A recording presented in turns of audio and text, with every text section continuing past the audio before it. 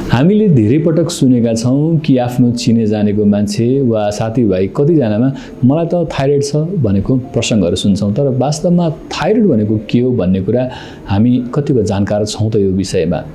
Thyroid भनेको घाँटीको तल्लो भागमा रहेको एउटा बटरफ्लाई शेप्ड ग्ल्यान्ड हो, अर्थात् पुतली आकारको ग्रन्थि, जसले चाहिँ हर्मोनहरू प्रड्युस गर्छ, जुन हर्मोनहरूले बडीको मेटाबोलिजम फङ्क्सन गर्नलाई सहयोग गर्छ।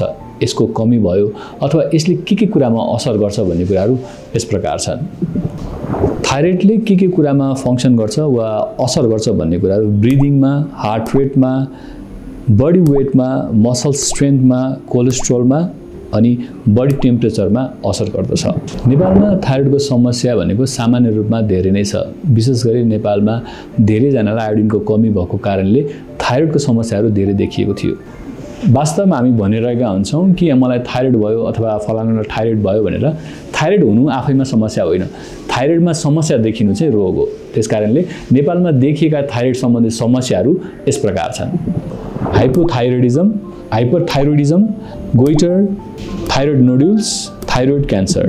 अरू रोग जस्तै थाइरोइड रोगको पनि लक्षणहरू छ, तर यो थाइरोइड रोगकै लक्षण हो भनेर मानिसहरू कन्फ्युज हुन सक्छन् वा झुकिन सक्छन्, किनकि यो रोगमा मानिसहरूले एकदम थकान महसुस गर्ने र शरीरको तौल एकदम धेरै बढेको जस्तो महसुस गर्न सक्छन्।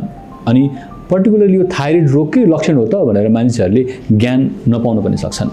थाइरोइड रोग सम्बन्धी एउटा मिसकन्सेप्सन पनि हुन सक्छ कि यो सर्छ कि एकअर्कासँग परस्परमा यो कम्युनिकेबल हो कि होइन भन्ने कुरा। यो वास्तवमा कम्युनिकेबल डिजिज होइन, यो सर्दैन। र यसको उपचार नहुनुको कारण भनेको मानिसहरू यो रोगको लागि चेतना नभएर अस्पताल नजानु वा डक्टरलाई नदेखाउनु। अर्को सोशल स्टिग्मा पनि हुन सक्छ कि डक्टरकोमा गइहाल्नु हुँदैन यो रोग लिएर, अथवा यो रोग मलाई भएकै छैन भन्ने मान्छेले धेरै महसुस भएर यो रोगबाट ग्रसित भएको धेरै उदाहरणहरू छ। र अर्को नेपालीहरूलाई पहिले आयोडिनको कमी हुनाको कारणले पनि यो रोगबाट ग्रसित भएको संख्या धेरै पाइएको छ। थाइरोइड रोगको उपचार सम्भव छ वा छैन, हुन्छ वा हुँदैन भन्ने जिज्ञासामा अवश्य हुन्छ। आफ्नो नजिकैको अनुकूल परेको चिकित्सककोमा जाँदाखेरि थाइरोइडको लागि ब्लड टेस्टहरू गरिन्छ, जसले TSH, T3 अनि T4 लेभलहरू चेक हुन्छ। र आवश्यक परेको खण्डमा अल्ट्रासाउन्डको पनि प्रयोग गरेर थाइरोइडको पहिचान गरिन्छ। हाइपोथाइरोइडिजममा हर्मोन पिल्सहरूको प्रयोग गरेर यसको उपचार गरिन्छ भने हाइपरथाइरोइडिजममा औषधिको प्रयोग अनि आयोडिन थेरापीको प्रयोगले उपचार गरिन्छ भने परेको खण्डमा सर्जरी पनि गर्नुपर्ने हुन्छ।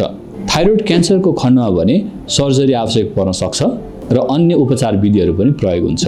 अहिले नेपालको परिप्रेक्ष्यमा भने 90% भन्दा बढी जनसङ्ख्याले आयोडिनयुक्त नुन प्रयोग गर्ने भएको कारणले थाइरोइड सम्बन्धी समस्या न्यून भएको छ। 2021 को एउटा सर्वे अनुसार कुल जनसङ्ख्याको 12%लाई थाइरोइड सम्बन्धी रोग देखिएको छ, जसमा बढी तादाद महिलाहरूको छ। यसको अर्को समाधान भनेको नेपालका विभिन्न सहरहरूमा गएर यो सम्बन्धी जनचेतना फैलाउनु पनि हो, जसलाई विभिन्न संस्थाहरू जस्तै नेपाल थाइरोइड फाउन्डेसन जस्ता संस्थाहरूले विभिन्न ठाउँमा गएर जनचेतनाहरू फैलाएको कारणले पनि यसलाई न्यूनीकरण गर्न सजिलो भइरहेको छ। र यसको अर्को पाटो भनेको दूरदराजका गाउँहरू जसले चाहिँ डाक्टरको एक्सेस कम पाएका हुन्छन्, अथवा नेपालभन्दा बाहिर बसिरहेका अरू नेपालीहरू जसले यो सम्बन्धी एडभाइस लिनको लागि अनलाइन काउन्सिलिङहरू अथवा अनलाइन ट्रिटमेन्ट पनि उपलब्ध भइरहेको छ। त्यस कारणले पनि यो रोगको न्यूनीकरण हुन अलिकति सहयोग पुगेको छ। यदि यहाँको वरपर कसैलाई थाइरोइड सम्बन्धी रोगको कुनै पनि लक्षणहरू देखिएको छ भने क्लिनिक 1 मा आएर आफ्नो रोग सम्बन्धी पहिचान गर्न सक्नुहुनेछ।